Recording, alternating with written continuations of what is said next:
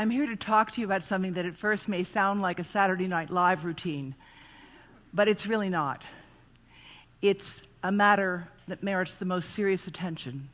Two of the fastest working and fastest growing parts of the body, the brain and sperm. But what they have in common is something on which the future of our species depends. How many of you know that 1 in 6 American couples is unable to have a child when they want to? How many of you know that last year the birth rate in this country dropped the most that it ever has in recent history, according to the CDC, 3% in a single year? Now, I want to let you in on a dirty secret. Phones are not tested in the way they're used. They're tested in a holster away from the body.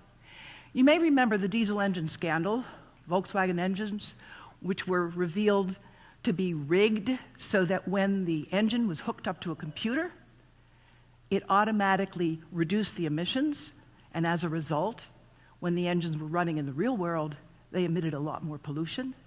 The results of that are evident in European cities today, where you've got smoke and pollution because those cars are on the road. So what happened? You can rig the test, but you can't rig the real world. Now, the French have done something different. They often do. They've tested phones in real-world conditions. That means they actually tested them next to the body. And they did something amazing. They took 400 phones off the shelf, put them through a test system, and they found that 9 out of 10 phones failed to pass the current European standards. You can see the bar there showing you that when the Apple iPhone 5 was tested according to the manufacturers, it easily passed the test. When it was tested with 5mm distance, it still passed.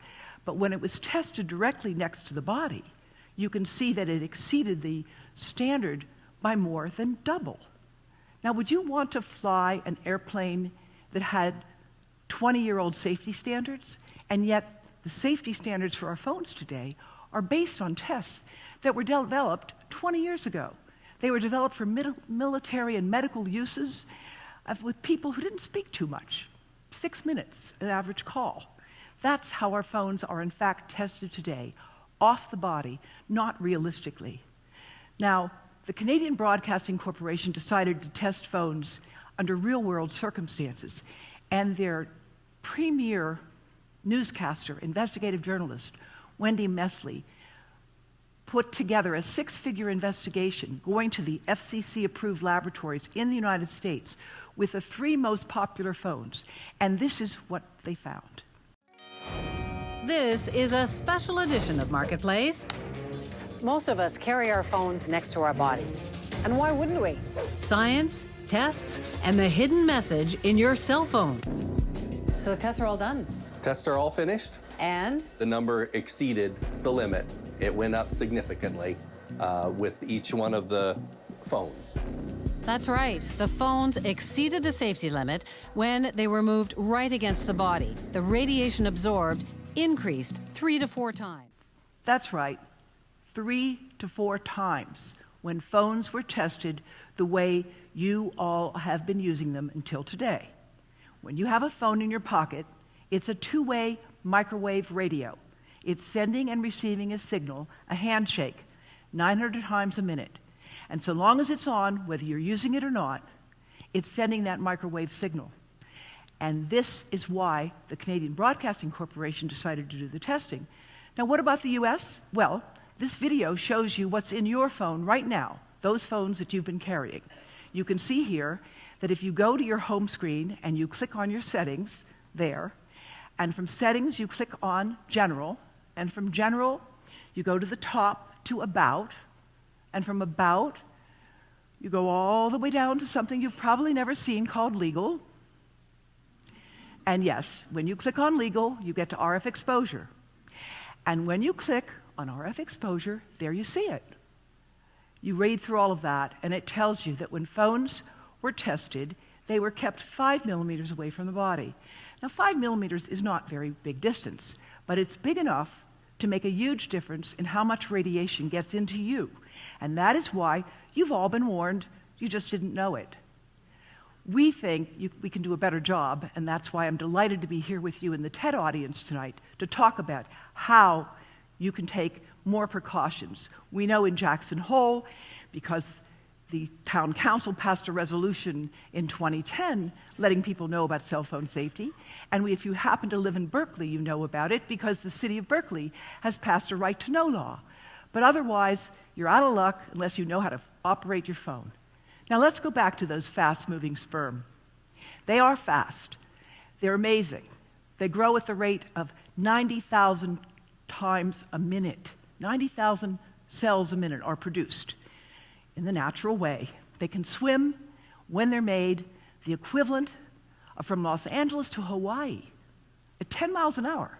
It's really quite amazing. Why do you need so many of them?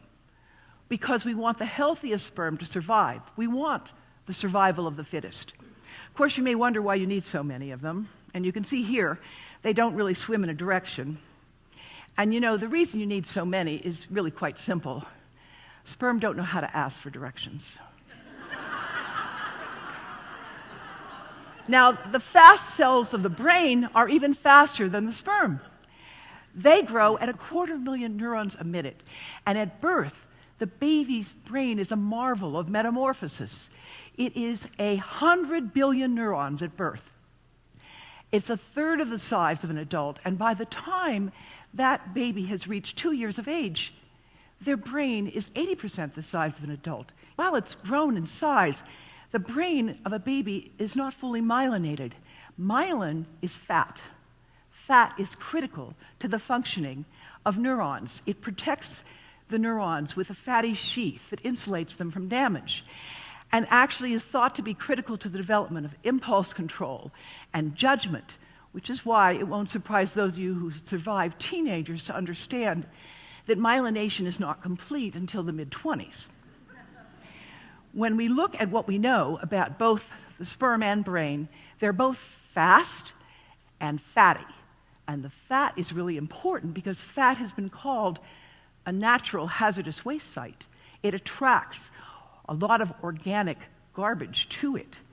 And one of the things we know is that toxic agents can get into fat, they're attracted to it, and they can get either through the skin or through inhalation.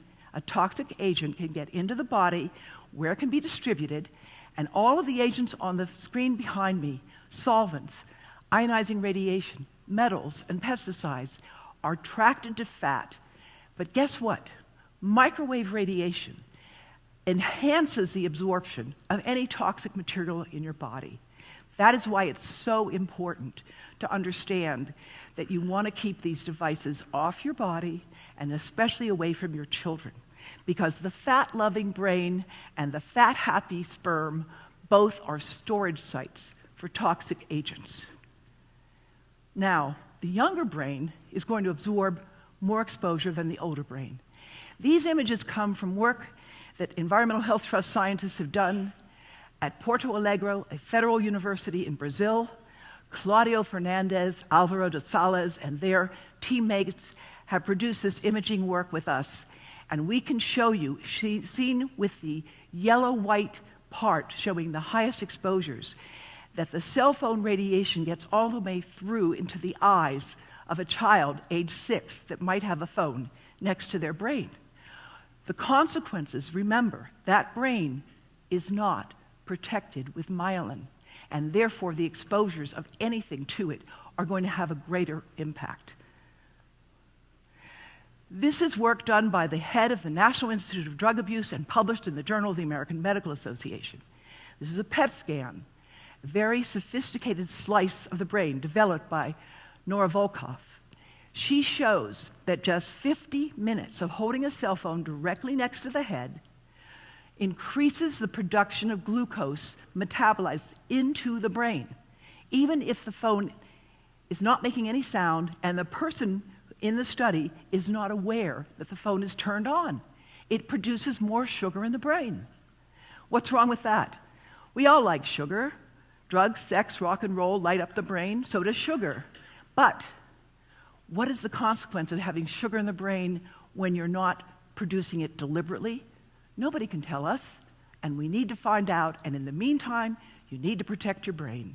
Because what we do know is that cell phone radiation, microwave radiation, can damage brain cells. This is work published by my colleagues in Turkey and we have done this work. You can see the increased white spaces in here means more damage from electromagnetic field exposures that were modeled by a computer to mimic cell phone radiation.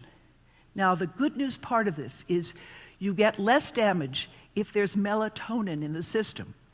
Melatonin is what you make when you sleep in the dark at night. It's why nobody should try to go to sleep just after checking into their device or, for example, falling asleep with watching a movie on your body.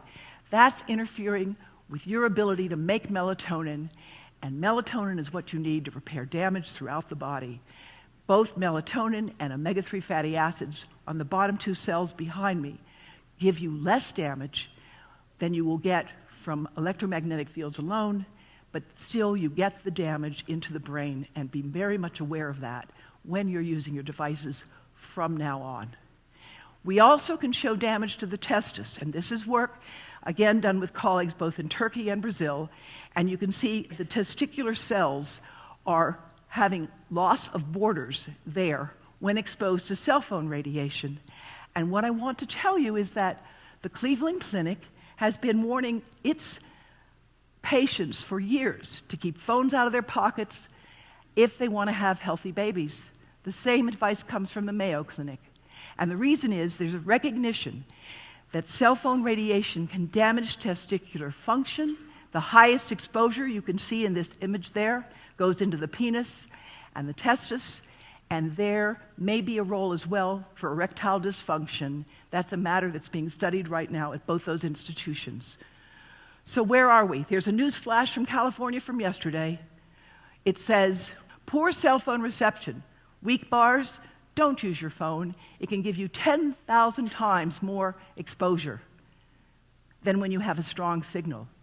And be aware of that, but also be aware that this advice about how to use phones safely has been issued by the California Department of Public Health, the American Academy of Pediatrics, the Cleveland Clinic, the Mayo Clinic, the government of France, the government of Israel, and a number of other groups that all say keep the phone off the body, put it on airplane mode, avoid using it when signals are weak. Now, I want to close by sharing with you a short message of simple advice that comes from my dear friend Keith Phillips. Keith died 2 years ago, but he left us with this important message that I want to share with you now.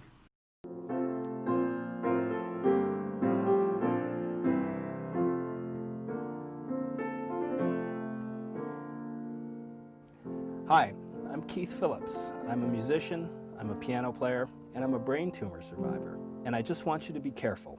Remember, distance is your friend. Keep your cell phone away from your head.